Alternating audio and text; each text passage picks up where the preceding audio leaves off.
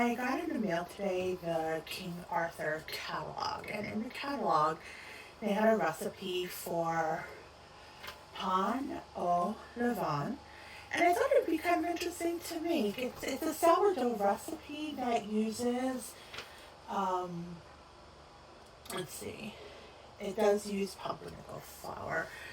So let's go ahead and make this recipe together. So this recipe calls for us to make a stiff sourdough starter. So what we're going to do is I actually do have here um, a levain that I'm making to use another bread recipe, but it is at peak, and this is perfect for what we need. So to our bowl, we are going to add 28 grams of sourdough starter.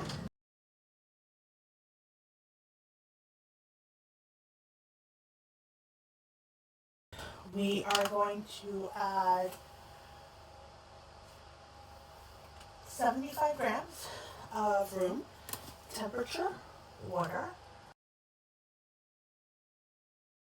and take this off our scale, and let's mix this in quickly because, like I said, this levain is going to be stiff. And what a stiff levain is basically when your water to flour content is less than 60%. Okay, so let's put this back on the scale.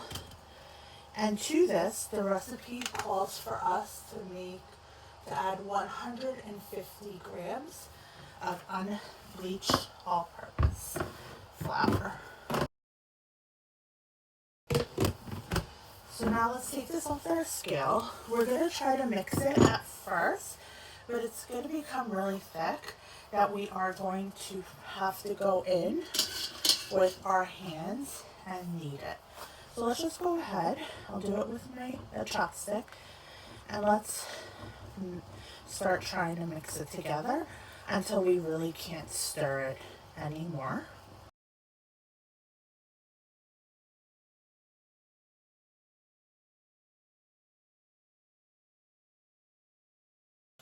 I'm going to take the stiff starter that we created and transfer it into this, I believe it's about a 2-cup jar. Look from the side. It's the perfect size because we're looking for it to double, and it's about halfway up. And then what we're going to do is we're just going to put our lid on it, and the instructions call for this to double. Okay, so now it is time to make the dough.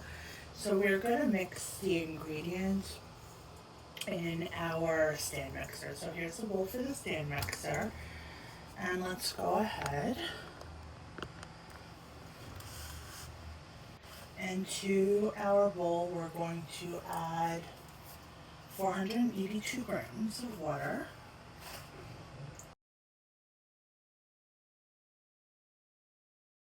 We are going to add our levain. So to show you what our levain looks like, it has definitely doubled, and pulling it off, it's actually sticking to the top, so it definitely rose.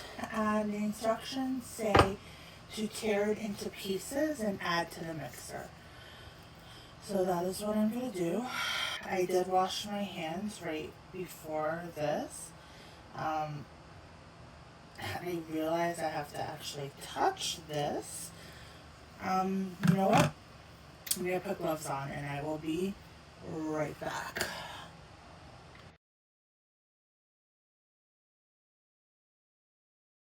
We're going to add the remaining ingredients. So we're going to add 630 grams of all-purpose flour. We're going to add to this 53 grams of pumpernickel flour.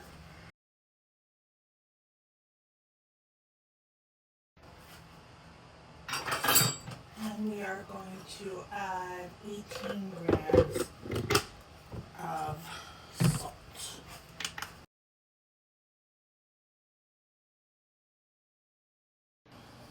Okay. So now we are going to add this to our stand mixer. And with our dough hook,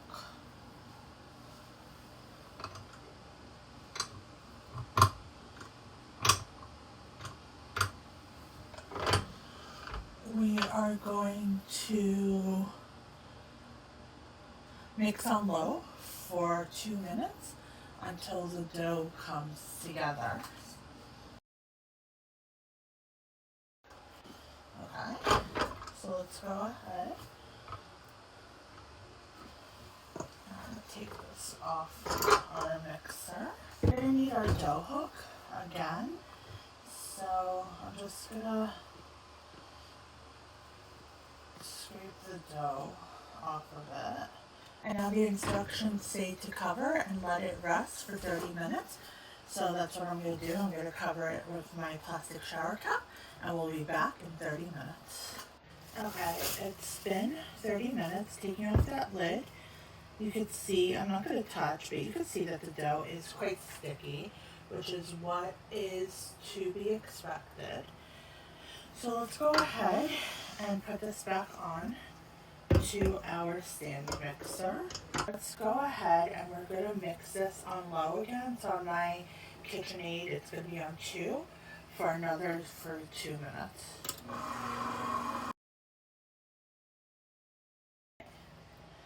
Let's go ahead and take our dough off the stand mixer, and the recipe says, even after this initial mix, that the dough should be sticky, which it is. So let's go ahead and I'll just use a rubber spatula.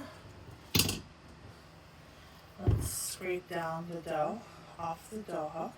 And now it says that we are just going to cover this back up and leave at the counter for another hour. So we'll check in 1 hour. Alright, so it has been 1 hour, and it says at this point we should fold our dough over itself a couple of times to gently deflate, recover, and let rest for another hour. So I'm going to do it with rubber gloves because the dough looks a little sticky. So let's adjust. Okay, this is what our dough is looking like. And let's go ahead and gently fold over itself.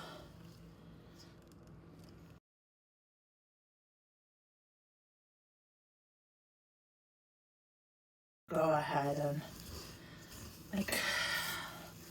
I know the recipe doesn't say to do this, but I try to put it almost in a ball shape. So that's it.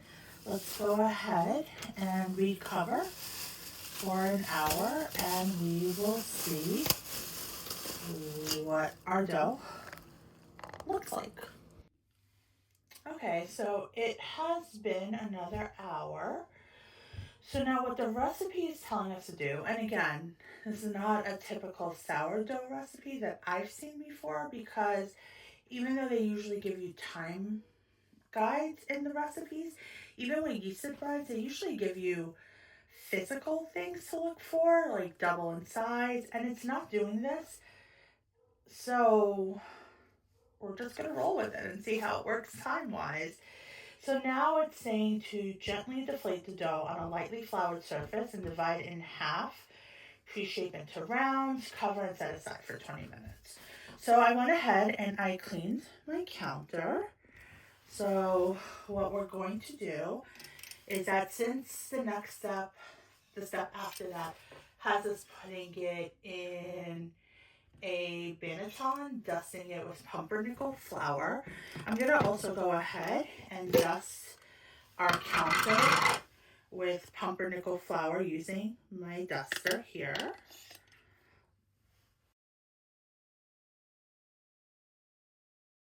Let's go ahead and dump our dough out.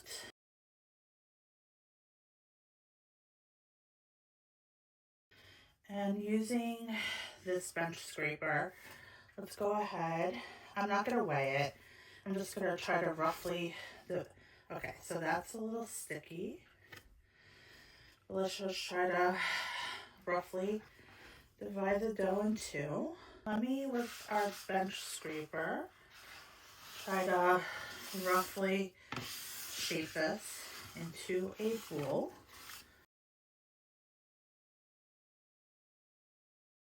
The same with this other dough. And the recipe calls, this one's still a little bigger than this one, but it's fine. We're going to go ahead and cover each one and let it sit for 20 minutes. Okay, it's been 20 minutes, so what I brought out was 2 banneton baskets. I like lining these banneton baskets. I have wood pulp baskets too, but we're going to do these. So, before we do our final shaping on our dough, we'll flour both our banneton baskets with pumpernickel flour, so that's one. Flour our second one as well with pumpernickel. And let's take a look at dough number 1. It has relaxed a little, not sticky at all. I don't know, feels airy but dense. I don't know, I'm very intrigued by this whole thing. I'm just not used to a recipe, again, that uses time. And what we're going to do is it is a bit sticky on bottom. Let's flip it over and we're just going to shape it into a bowl again to do our final shaping. So what I'm going to do is just do a trifold.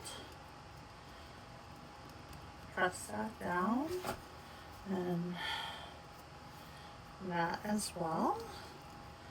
So we kind of have that burrito, and then we're just going to roll it up. And again, roll it, and let's just, with our counter, create a little bit of surface tension. And our candy cane motion, let's just tighten our bowl. That is looking beautiful. And let's go ahead and seam side up, put this into our banneton basket. Let's do the same with our second loaf.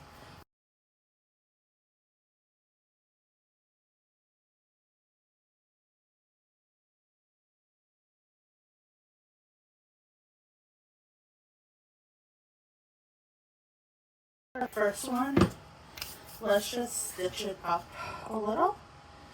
So we'll just pull it towards the center.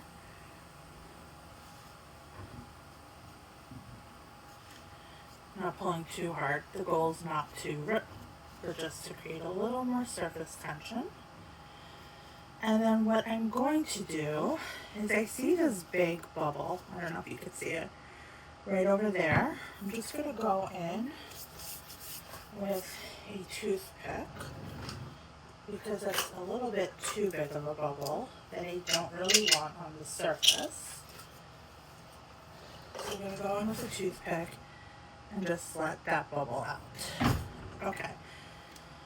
Now let's go ahead and flour the top of this with our pumpernickel flour and cover it.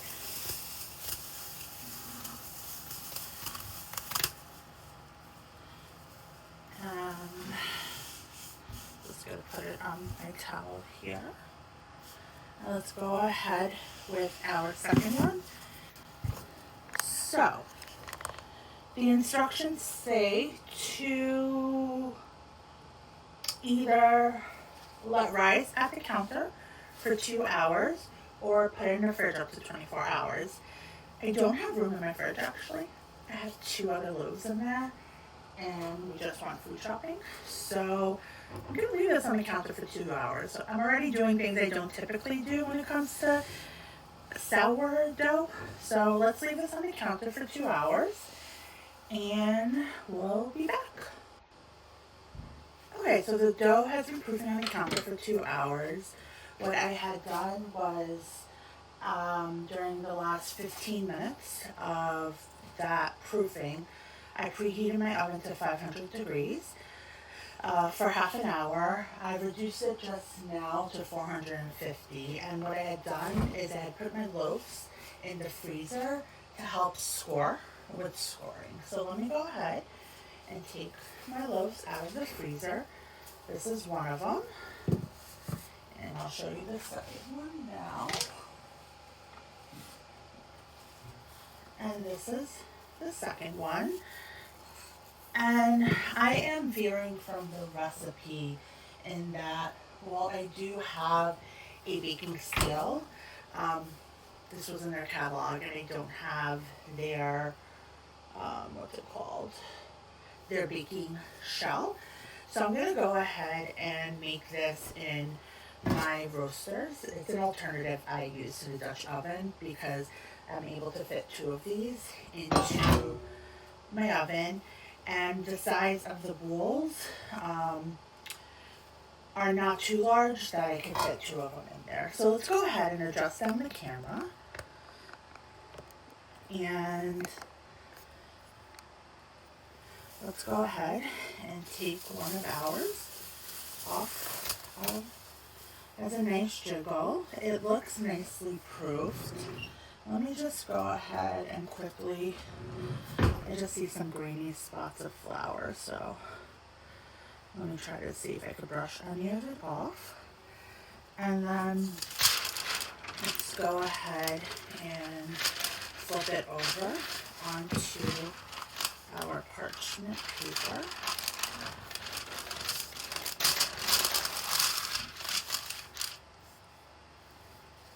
And that is what she is looking like.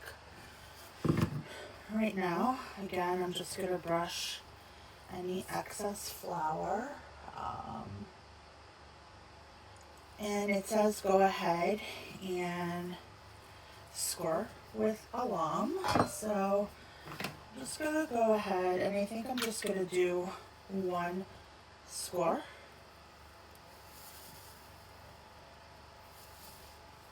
Okay, that looks deep enough.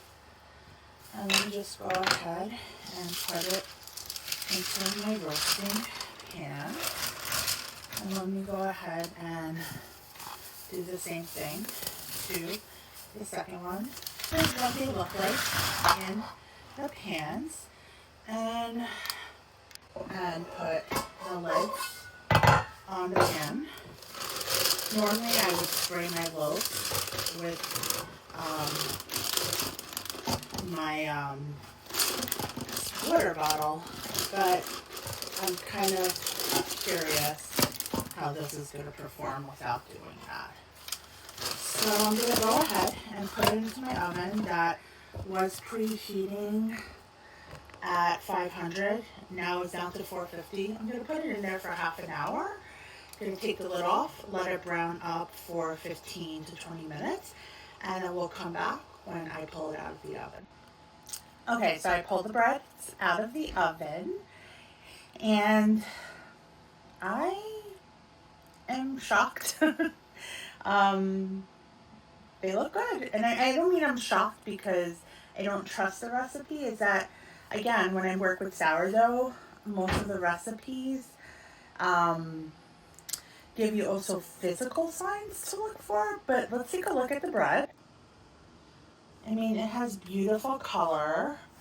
It has great rise. The bottom is a little burnt, but not too bad. Same thing with the second loaf. So, I mean, the crust is definitely harder than my normal sourdough bread. So what I'm going to do is I'm going to let it rust, cool down, put it in a bread bag, and I'll cut into it tomorrow morning, where I'll put a picture of the crumb shot and I'll put in text my final thoughts on the taste of the bread. But yeah, that's King Arthur's Pan au Levain recipe. So thank you for watching, and I'll see you on my next one. Bye.